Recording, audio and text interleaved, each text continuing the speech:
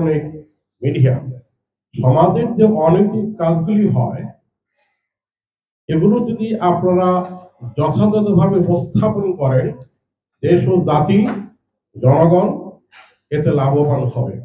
বিগত সময়ে বাংলাদেশে কিছু সংখ্যক সিনিয়র সাংবাদিকের কর্মকাণ্ডের কারণে সামগ্রিকভাবে বাংলাদেশের সাংবাদিক সমাজ কিছুটা বিতর্কিত হয়েছে, যার প্রেক্ষিতে আপনারা দেখেছেন পেশাজীবী হিসেবে অনেকেই জেলে আছেন, অনেকেই পলাতক অবস্থায় আছেন। এটা আমরা প্রত্যাশা করি না, কারণ সমাজ আপনাদের কাছে দল মত নির্বিশেষে জাতির স্বার্থে সত্য বস্তুনিষ্ঠ সংবাদ উপস্থাপন করে সমাজের অগ্রগতিতে আপনারা সক্রিয় ভূমিকা রাখবেন, এটা আমাদের প্রত্যাশা। আমরা দেখেছি বিগত সরকারি সময়ে আপনারা ইচ্ছা করলেও অনেক কাজ করতে পারেননি, কথা বলতে পারেননি, সত্য উপস্থাপন করতে পারেননি। কিন্তু বর্তমানে যে ইন্টারিম গভর্নমেন্ট আছে, এখানে আপনাদের জন্য কোনো বাধা নিষেধ নেই। আপনারা ন্যায় নীতিকে সামনে রেখে সঠিক তথ্য উপস্থাপন করে জাতিকে আপনারা ভূমিকা পালন করার জন্য সহায়তা করবেন। এখানে মান্যবর কনসুলেট সাহেব আছেন। এই কনসুলেটে যে সমস্ত কর্মকাণ্ডগুলি পরিচালিত হচ্ছে, আমি বিনীতভাবে অনুরোধ জানাবো আমরা সবসময় যেন পজিটিভ দিকটি দেখি, নেগেটিভ অবশ্যই আমরা দেখব। ভালো জিনিসগুলো আপনারা প্রথমে উপস্থাপন করবেন। প্রথমে যদি আমাদের মন মানসিকতা হয় ধরার একটা চিন্তা, খারাপ জিনিসটা উপস্থাপন করার চিন্তা, তাহলে কিন্তু সমাজের যে অগ্রগতি, সমাজের যে প্রাপ্তি, যে কনসুলেট তথা কমিউনিটি তথা এমবাসি কর্তৃক যে সমস্ত সেবা আমরা পাচ্ছি, এগুলো কিন্তু উপেক্ষিত হবে এবং যারা আমাদেরকে সেবা প্রদান করছেন তাদের সেবা সম্মান এবং এটিকে যদি আমরা অ্যাপ্রিসিয়েট না করি, তাহলে কিন্তু তারা কাজ না করলেও কিন্তু তারা বেতন পাবে। তাদেরকে উৎসাহিত করতে হবে। এখানে লক্ষ লক্ষ মানুষের উপস্থিতি একটা চ্যালেঞ্জ।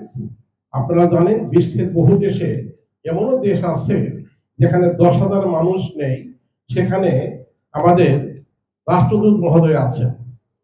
বর্তমানে এই দুবাই কনসুলেট বহির্বিশ্বের অন্যতম একটি শ্রেষ্ঠ কনসুলেট, যেখানে গণমানুষের সেবা দেওয়ার একটা সুযোগ রয়েছে। আরেকটি জিনিস আমি বলতে চাই যে আপনারা দেশকে একটা স্থানে নেওয়ার জন্য, দেশের মান মর্যাদা বৃদ্ধি করার জন্য এ দেশে আমাদের যে সমস্ত প্রবাসী ভাইরা অত্যন্ত গুরুত্বপূর্ণ দায়িত্ব পালন করে দেশ ও জাতির সম্মান ও মর্যাদা বৃদ্ধি করেছেন, আপনারা চেষ্টা করবেন তাদেরকে সমাজে উপস্থাপন করার জন্য। তাদেরকে যদি আপনারা উপস্থাপন করতে পারেন, তাহলে সামগ্রিকভাবে কিন্তু দেশের মান মর্যাদা বৃদ্ধি হবে। কোন এক সময় আমাদের দেশ সম্পর্কে অন্যান্য দেশের একটা ধারণা ছিল যে বাংলাদেশের মানুষগুলি এখানে আসে খুব কিছু শ্রেণীর কাজ করার জন্য। আমি নিজের একটা এক্সাম্পল দিয়ে বলি, এটা খারাপ দৃষ্টিতে আপনারা নেবেন না। আমাদের যে পরিবর্তনটা হয়েছে সেটা আমি একটু উপস্থাপন করতে চাই। আমি যখন এখানে এসেছিলাম তখন একদিন স্যালুনে চুল কাটা, এটি একটা প্রাপ্তি। ওই আমাদের একটা গর্ব করার মতো যে বাংলাদেশের জাতি আর সেই আগের জাতি নেই, তাদের সক্ষমতা বৃদ্ধি পেয়েছে। কিন্তু অন্যদিকে আমার যে ভাইয়েরা এখানে আছেন, ওই টাকাগুলি যদি আপনারা ব্যবহার করতেন, আপনারা যদি ফ্ল্যাট কিনতেন, তাহলে আমি অনেক খুশি হতাম।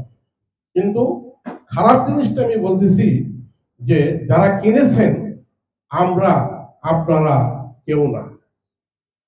একদিক থেকে বাংলাদেশের নাম প্রচার হয়েছে, কিন্তু কিভাবে এই টাকাটি এসেছে, তাদের অর্জনের উৎসটি কোথায়, এটি হয়তো বিদেশি মানুষ জানে না।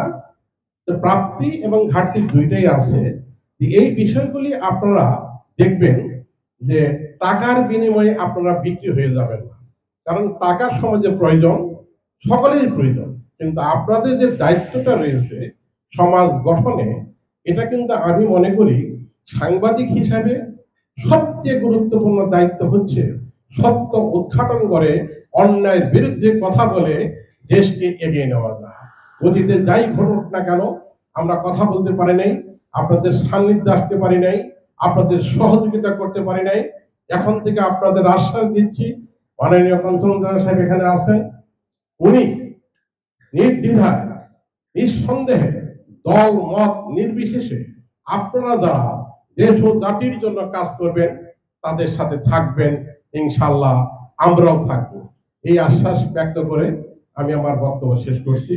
ধন্যবাদ আপনাদের সকলকে। আসসালামু আলাইকুম। আজ অনেকদিন পর আপনাদের এই অনুষ্ঠানে আসার সৌভাগ্য হয়েছে। আমি আমার বক্তব্যের প্রথমে মহান আল্লাহ তাআলার কাছে হাজারো শুকরিয়া আদায় করেছি এবং করছি। আমার এই সংযুক্ত আরব আমিরাতে আমার সান্নিধ্যে যারা ছিলেন, আমি একটু বয়স্ক মানুষ আপনাদের তুলনায়, আমি কোন এক সময় বাংলাদেশ কমিউনিটির অন্যতম শীর্ষ ব্যক্তিত্ব হিসাবে দল মত নির্বিশেষে এখানে কাজ করেছি। বিভিন্ন প্রেক্ষাপটে বিদেশের মাটিতে অত্যন্ত অনাকাঙ্ক্ষিত হলেও সত্য যে কিছু প্রবাসী বাংলাদেশি ব্যক্তিবর্গ ব্যক্তি স্বার্থে বিভিন্ন কারণে অকারণে আমাদের সহাবস্থানের কমিউনিটিকে বিতর্কিত করে এমন একটি পরিবেশ সৃষ্টি করেছিলেন যা ভেবেছিলাম